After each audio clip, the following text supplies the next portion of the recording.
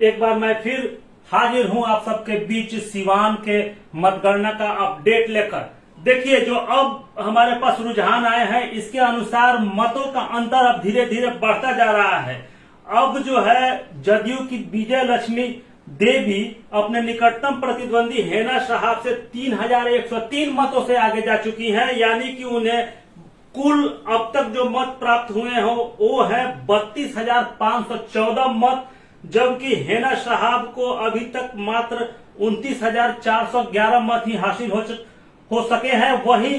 तीसरे नंबर पर बताऊं कि अवध बिहारी चौधरी जो राष्ट्रीय जनता दल के प्रत्याशी हैं, ये काफी पीछे चल रहे हैं। इन्हें अभी तक कुल 16,682 मत ही प्राप्त हुए हैं, जबकि आश्चर्यजनक रूप से बताऊं कि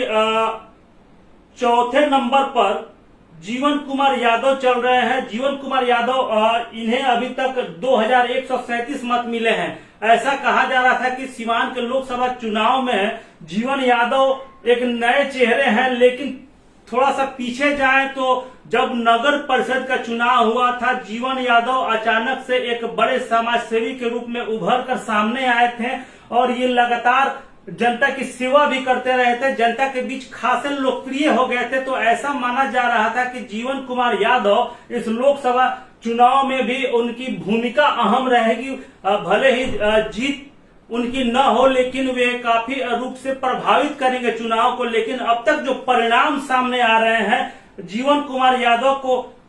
2,137 मत अभी तक मिले हुए हैं, जबकि एक अन्य निर्दलीय प्रत्याशी हैं सत्येंद्र कुशवाहा, जिनका कोई खास चुनावी कैंपेन नहीं रहा, कोई चुनाव प्रचार नहीं रहा, और उन्हें मिला है 2,039 मत, यानी कि वो 5वें नंबर पर हैं। और इन सब से इतर बताऊं कि जो नोटा है, नोटा इन सभी दोनों प्रत्याशियों से, चौथे और 5वें नंबर वाले प्रत्याशियों से ये काफी मतलब अपनी बढ़त बनाकर और चौथे नंबर के चौथे पायदान पर पहुंच गया है नोटा को अब तक कुल 2,583 मत मिल चुके हैं। यानी कि एक तरह से जो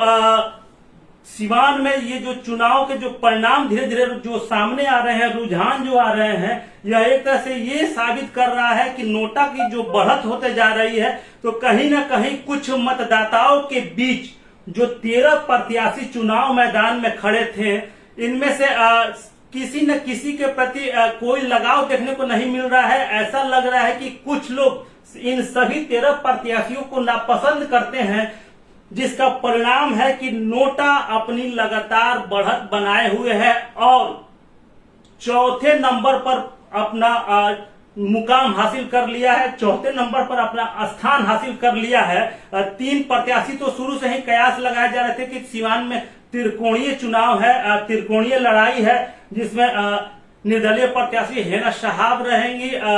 राजद के उम्मीदवार चूंकि वे सिटिंग विधायक भी हैं अवध बिहारी चौधरी जी, और जो तीसरे हैं और चूंकि प्रदेश में जदयू की सरकार है, एनडीए की सरकार है, एनडीए के साथ जदयू का गठबंधन है, पूरे देश भर में नरेंद्र मोदी की लहर है, तो उनकी जो प्रत्याशी है विजय लक्ष्मी देवी, इन तीनों के बीच माना जा रहा था कि कड़ी टक्कर होगी। लेकिन ऐसा अनुमान लगाया जा रहा था राजनीतिक विश्लेषकों द्वारा कि चौथे नंबर पर जीवन यादव रहेंगे, लेकिन जिस तरह नोटा अपनी लगातार बढ़त बनाए हुए है और अभी जो है कि चौथे नंबर पर नोटा ने अपना स्थान काबिज कर लिया है, तो ये कहीं ना कहीं ये एक रोचक बात है और देखने वाली बात होगी कि आगे क्या नोटा और भी बढ़त बनाता है।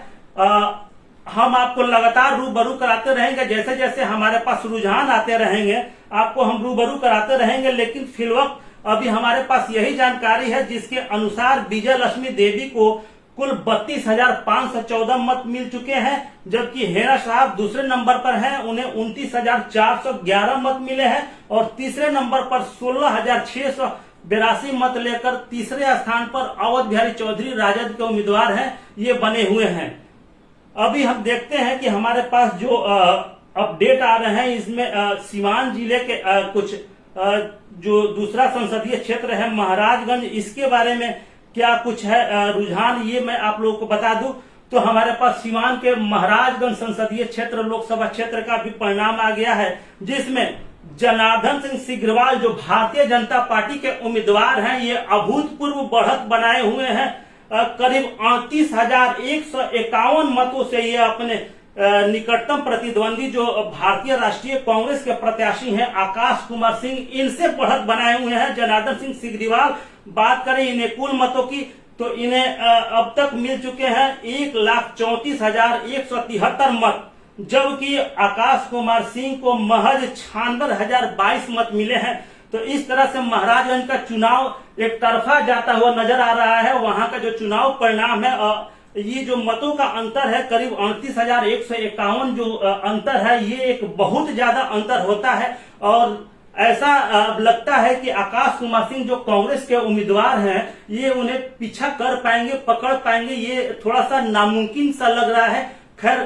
जो चुनाव होता है ईवीएम में जैसे जैसे रिजल्ट आते हैं, नजर आते हैं, उससे बहुत कुछ स्थितियां बदल भी सकती है। तो एक किसी ठोस नतीजे पर तो हम नहीं पहुंच सकते,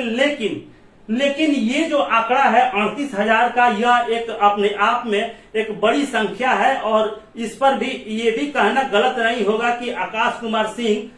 इसे पकड़ पाने में, इससे आगे निकल पाने में शायद कामयाब हो सके या नहीं हो सके। तो बने रहिए हमारे साथ। मैं हूं अभिषेक श्रीवास्तव और आपको सीवान जिले के